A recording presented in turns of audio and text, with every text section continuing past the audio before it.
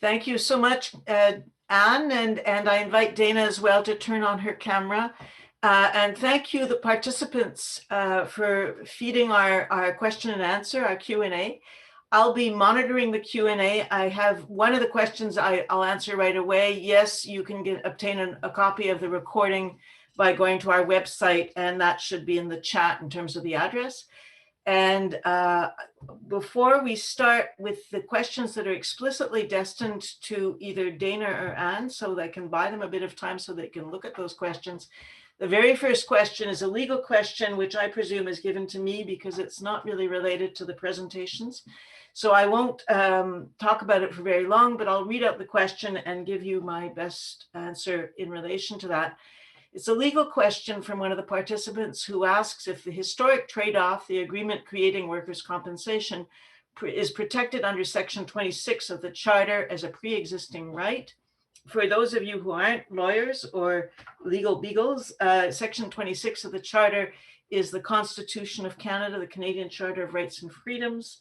I am reading off, thanks to Siri, I'm reading off the text. The guarantee in this charter of certain rights and freedoms shall not be construed as denying the existence of any other rights or freedoms that exist in Canada. And the answer, my answer, although I shouldn't be giving legal advice, but it's very clear to me that that provision means that if the Charter of Rights can be interpreted in a way as to undermine a pre-existing right, then the pre-existing right will not be undermined by the Charter.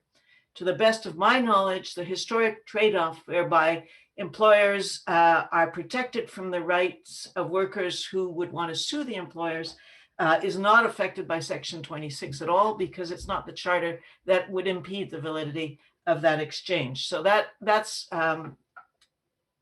legal advice. And I will now move on to ask the questions.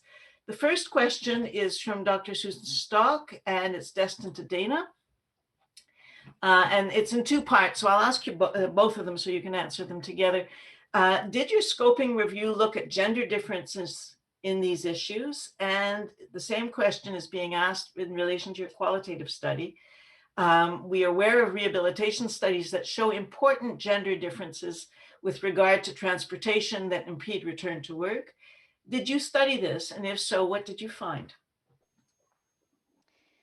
Thanks, Susan, for the question. I mean, the short answer is gender didn't really emerge, certainly not in the scoping review. In the 60 sources that I reviewed, gender didn't come through as a key focus of those works. And I don't know if that's an artifact of the search terms that I used and the boundaries of my search, which again were physical disability, accessibility, work, policy, and transportation. And so what that produced was a very particular selection of sources, and they largely focused on different types of workplace accommodations.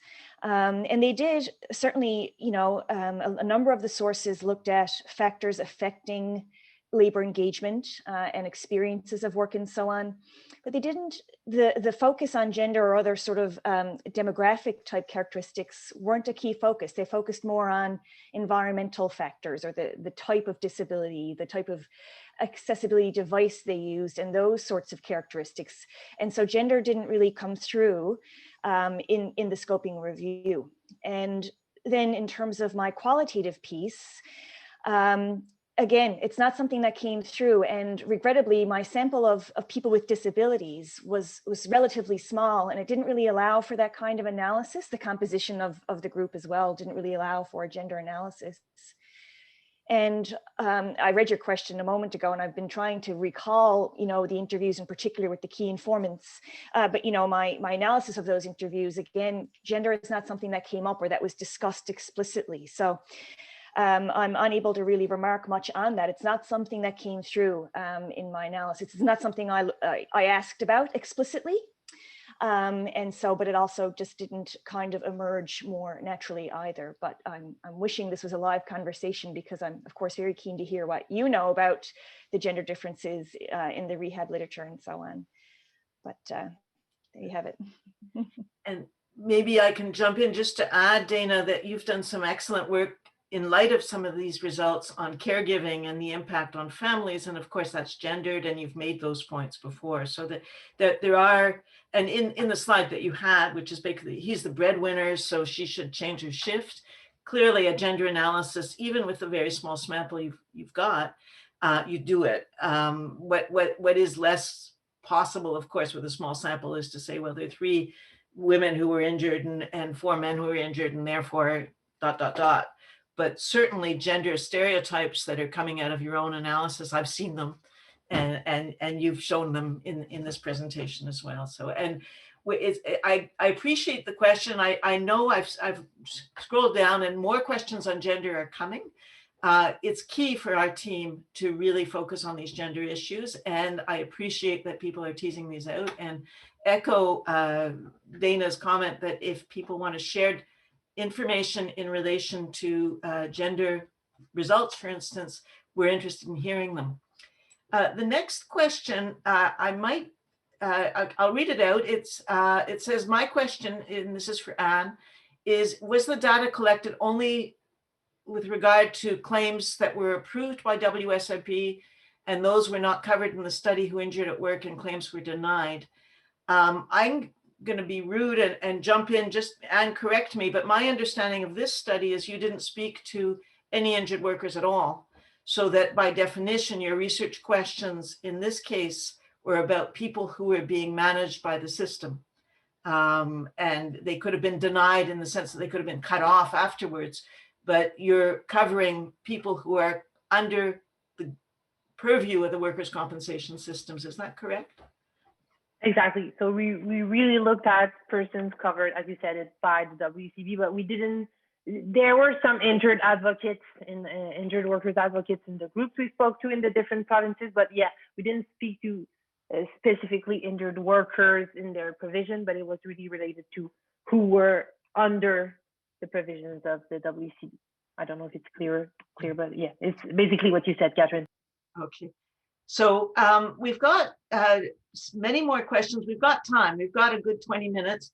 There's one question in 2 parts about what's coming up in Quebec in Bill 59, and it's destined to Anne. What I would propose is 2 things. First of all, I'm going to go through a couple of the other questions first, and you can decide whether you want me to give a 1-minute rundown of what's in Bill 59 that covers you, because I'm the lawyer, and then you can answer the impact of that in light of your studies. And before we do that, I will go to a couple of other questions, and then we'll come back to Bill 59. So this is a question from Sean O'Connor. Did you look at differences between doctors or other healthcare providers paid by the WCB or WSIB to provide recommendations and reports on workers and workers-owned providers? For example, family doctors in terms of recommendations, who's given more weight, that kind of question, that kind of thing. Yes, it's a very good question because this came up in the study. So basically what we've seen in the key informants interviews is that the difference in the different jurisdictions, again, Washington, Ontario, and Victoria, when they spoke about who they were looking, the reports they were looking at, the doctors, there were, of course, a hierarchy that came out, a professional hierarchy between the professionals. So let's say someone from Ontario spoke with me about the fact that when you go to the tribunal, if it's the nurse practitioners who sign the forms for the workers, or if it is the physiotherapist, they will defer less weight to those reports than if it was the treating physicians who supported the worker throughout the recovery. So these were things that we heard from the key informants, the fact that, for example, and that was something we were interested in. In Victoria, the first certificate is written by a doctor, so the first 14 days, but after that, physiotherapists, chiropractors, and osteopaths can write the certificate of capacity for the ongoing days. And it was mainly in Ontario where it's been like that since 2004 that physiotherapists can write the Form 8 and nurse practitioners, the extending class. So they really sent the tribunal that there was a difference towards doctors and not other healthcare professionals. I don't know if it answers correctly. And for the reports, there was also a difference in all of the jurisdictions with regards to specialists. So specialists, again, in the social realm, were seen as having sometimes more power than the treating physician if it was a general practitioner. However, there were some nuanced comments about the fact that if it was the same general practitioners that have been following the workers and the notes were detailed and well written, this could really help the workers' case, for example, even if there was a specialist providing some advice for legal matters, for example, along the way. So I don't know if it answers the question. Did I miss something in the question, Catherine, you think? Or I think that's good. I think it might differ between jurisdictions as well. In that, of course, in family doctors, their opinion is binding in Quebec, even if they're a family doctor. And if a specialist is also involved, then of course the hierarchy will be there. But I think you've answered the question. And of course, Sean, please feel free to ask another question if there are issues that you touch on. I'm now going to go to Doug Perrault. So he asks, and I suspect this is for Anne, but I think Dana might have an opinion. So from her other work as well. So I'll ask it to both of you, but starting with Anne, and Dana, you can decide. Do you see value in injured worker representatives or groups providing training to healthcare providers? That's a very good question. And we, with one key informant, I spoke with that during I spoke about that during the project. So I would say yes, definitely. I think that it's always good to have it's important to have the perspective of the workers in the workers' compensation realm. And at the moment, the example of Victoria is that the WCB has teamed up, for example, with the researchers to create a training for healthcare providers. But I think when we're talking about the voices, so can we be representative of the different voices? And the first person involved in workers' injury is the worker himself or herself. So the voices of injured workers and this could be, I think, a good way to provide to have healthcare providers see or a better grasp, I think, the experience of injured workers in the systems. And I think that depending on who provides the training, for sure, and it's different in different jurisdictions, you won't have the same perspective, or of course. So I'm personally, I think for sure that there's a big place for that to happen, and probably to have healthcare providers really maybe better understand the challenges of the workers that might not come up in trainings that are done by researchers, for example, or from the WCB. Dani, do you want to jump in? Or I didn't want to put you on the spot because your presentation wasn't on that, but I know you know an awful lot about the subject. Yeah, I mean, I certainly echo everything that Anne has said. There's huge value, I think, in connecting injured workers with healthcare providers so they can sort of share their experience of the workers' compensation system, and so that, healthcare providers have a better understanding of that, as Anne has said. And really, it goes a long way to sort of tackle the discourse of abuse, right, which exists, and sort of, to sort of be able to have those conversations and, resist, I guess, in some cases, expectations of people exaggerating their illness or that sort of thing. As we know, that's a problem that sort of is prevailing in the workers' compensation system. And as well, I guess, somehow finding a way to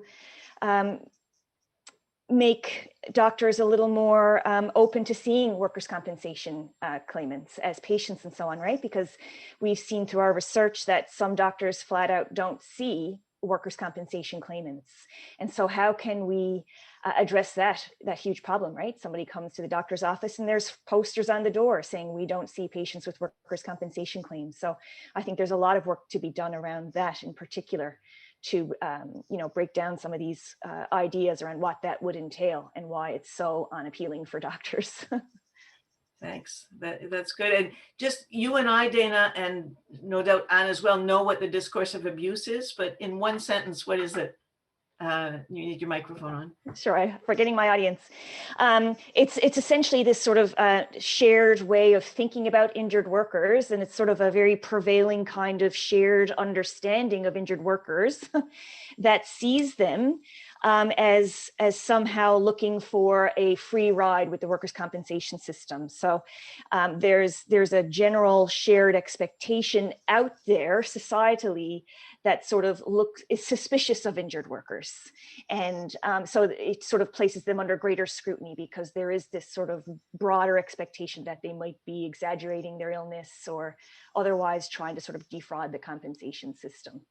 And great research by my doctoral supervisor, Joan Eakin, has shown how that can really shape how injured workers are treated by the compensation board, but also by some healthcare providers and employers and society more broadly as well. Thank you. So training by injured workers groups, for instance, would combat the stigma that's associated with those stereotypes. So that, I think that's an important point. I have a question from Susan Stock. Do you think any of the 4 jurisdictions, so this would be for Anne, had very positive policies that improved return to work? Yeah, so I don't think the question is posed adequately because I don't think I could say a jurisdiction is really better than the other, but in some aspects, some jurisdictions are better than the other. Some of the things I can think of from our interviews is, for example, in Washington, and I didn't speak about that in the presentation, but injured workers, even though they don't have a psychological claim, in this idea of work disability prevention or disability prevention, they now accept that workers see or they will in the pathway plan that the worker can see a psychologist much more faster, even though the claim is a musculoskeletal claim, for example. So they'll have access to this care much more rapidly and with less hassle maybe that in other jurisdictions. So they've created kind of this pathways in Washington for sure. And maybe this relates to the question about Bill 59, but in Quebec, the power vested in the healthcare, the treating physicians really was seen as important because the recommendations that were made by the physicians had to be followed. So for example, I had many examples of healthcare representatives that really discussed about they wanted to have something done really fastly, but it needed to be approved by the board before everything. So that created really important delays in the cares of workers, which can be deleterious, of course. So this was an example. Catherine, can you remember any other example which we discussed that might be more positive? I'm trying to think, right? Well, I think maybe this is a good time for me to pop in and give 2 examples of what is proposed to be changed in Bill 59 in answer to the question that was raised. And you, Anne, and in one case you've already done this, but you can say what this means in light of your findings. So one of the changes that is proposed is that not only doctors will be able to be frontline care providers, but at least I don't know how to say this in English, super infirmière, or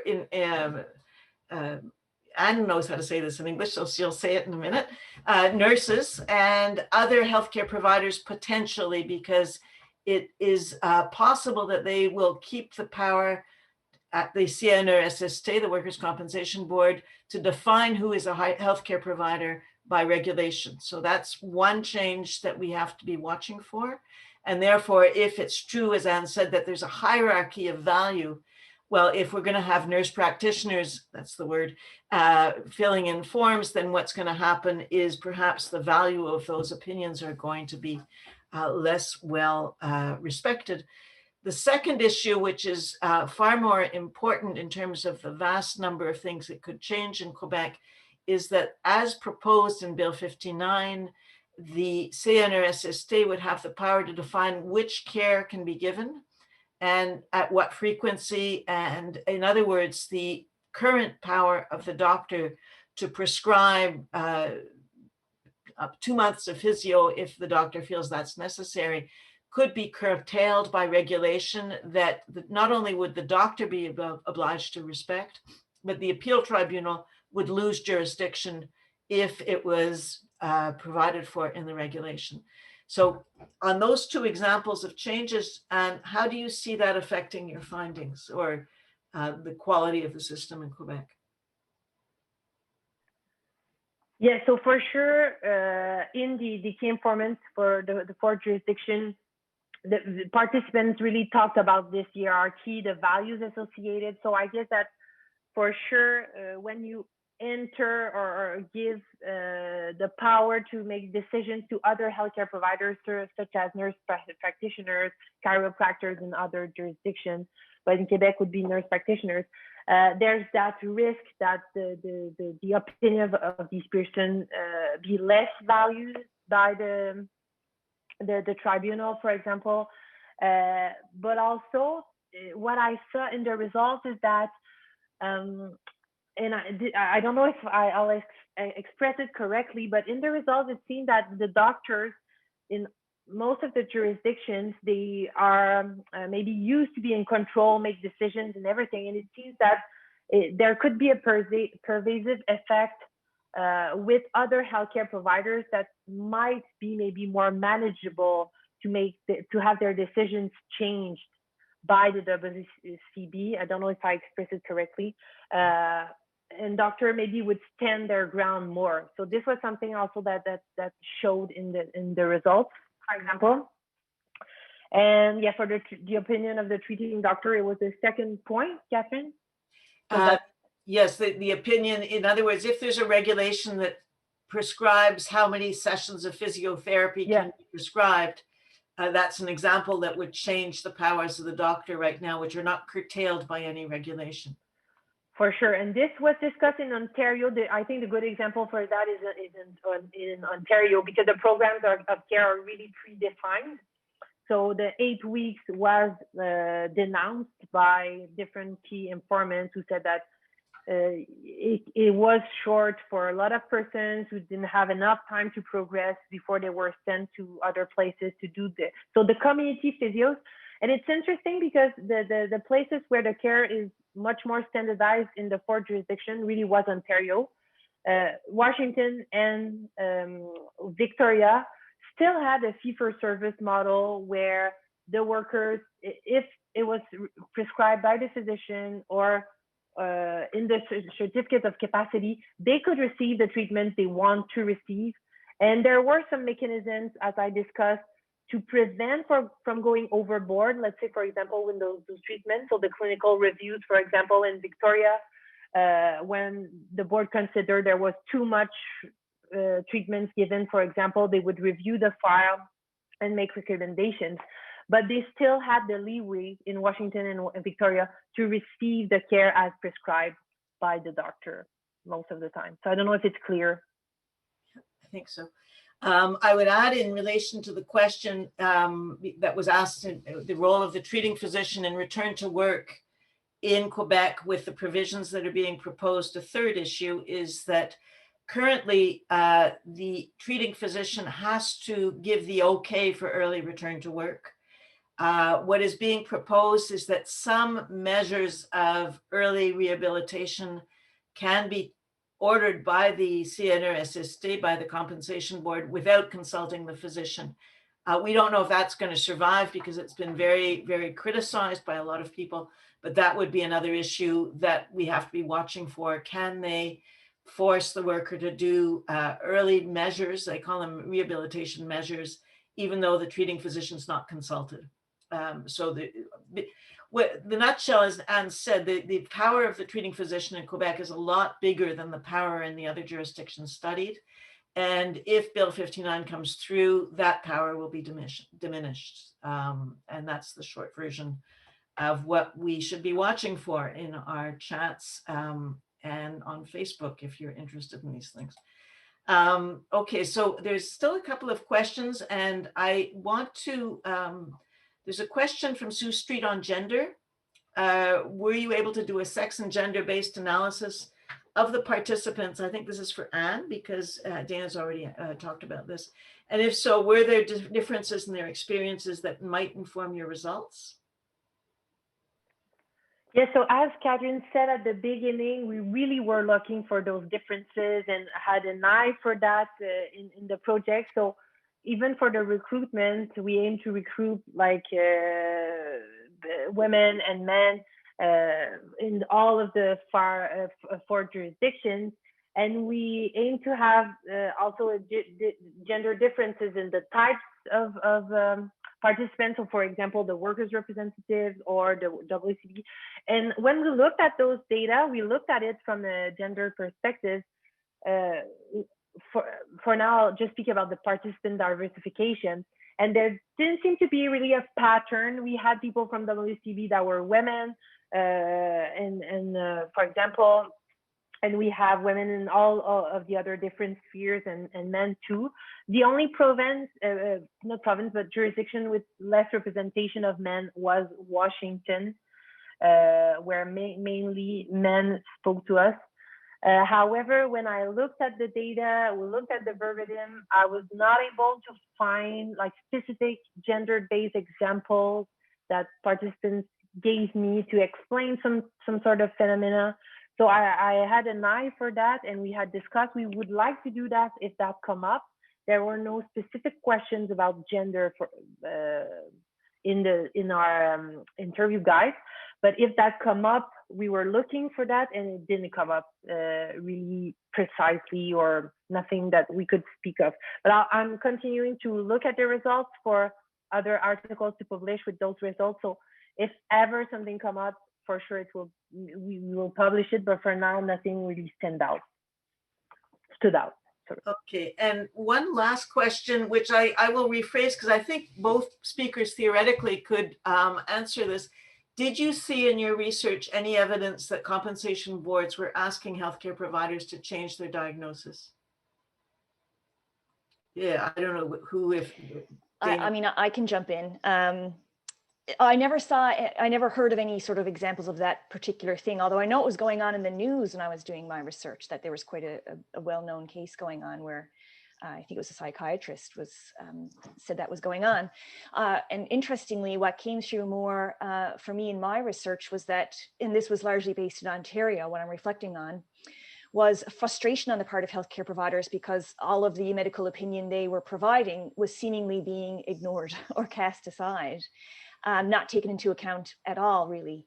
And frustration as well around repeated requests for more information. And I think this is what fed into, for some healthcare providers, just wanting to sort of be done with workers' compensation claimants altogether because they found that dynamic very frustrating. So,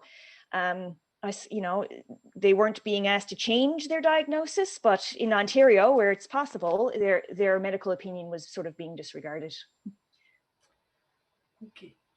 And if I can add a bit on that, people really didn't spoke specifically about the change maybe of diagnosis. What I can say is that really the policy will determine this question of the jurisdiction. Because for example, in Washington or in Ontario, basically they said, we received the doctor's form, for example, with the diagnosis, but like, it doesn't it interests them, but again, the power vested in the healthcare provider to make this decision, further decisions on care. The diagnosis was not that maybe predominant or important in their view, because after that, the diagnosis didn't really determine what the board would do. The board will do what they want to do after that, because they have different mechanisms that keeps the power to them to decide the trajectory of the worker. So I don't know if it answers the questions. I just wanted to point that the WCB policies will influence this question for sure in the different jurisdictions. Yeah, and our study on doctors, and Dana was involved in that study, what we found comparing Quebec and Ontario was that doctors in Ontario felt ignored and doctors in Quebec felt contested. So basically the system shapes the experience because you have to formally contest the diagnosis in Quebec as a WCB if you want to put it into question. So thank you, everybody. Thank you, the participants. On behalf of the participants, I think we've covered pretty well all the comments and the questions that we had, and I appreciate the interactions. As I said from the outset, this is recorded. You'll be able to look at it. We strongly recommend that you fill in the evaluation form. I am delighted to see the work that is progressing, both Dana's work and Anne's work, which I've been following in both cases now for many years, and I find it super exciting, and it's our future as a community of people interested in injured workers, and the future is going to go on to 2050. So I'm looking forward to reading lots of stuff coming out of your studies. And on behalf of everybody on this call, thank you very much for accepting to give up your time to share your results with us. Thank you.